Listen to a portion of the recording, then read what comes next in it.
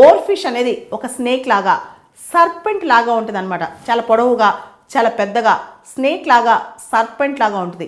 ఇవి బయటికి కనిపించాయంటే ఏదో ప్రళయం వస్తున్నట్టే అని శకునం అనమాట.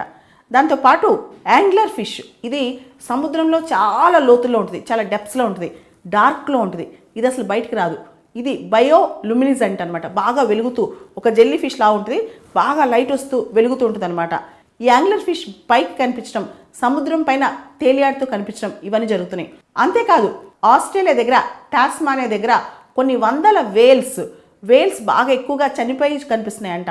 వీటన్నిటిని బట్టి సముద్రంలో ఏదో జరుగుతుంది, సముద్రం లోతుల్లో ఏదో జరుగుతుంది.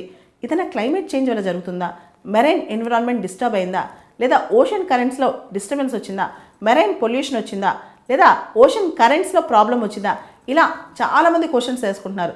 ఇక్కడ ముఖ్యమైన అంశం ఏంటంటే అసలు మెరైన్ ఎన్విరాన్మెంట్లో ఇంత డిస్టర్బెన్స్ ఎక్కడి నుంచి వచ్చింది, ఏ విధంగా ఈ డిస్టర్బెన్స్ వచ్చింది, ఇన్ని అపశకునాలు ఎలా కనిపిస్తున్నాయి, ఇవన్నీ కూడా మెరైన్ పొల్యూషన్ వలన సముద్ర జీవులు ఎందుకు, సముద్రం లోతుల్లో ఉండే జీవులు కూడా బయటికి ఎందుకు ఇలా తేలియాడుతూ కనిపిస్తున్నాయి, ఇలాంటి క్వశ్చన్సే అందరికీ వస్తున్నాయి అనమాట.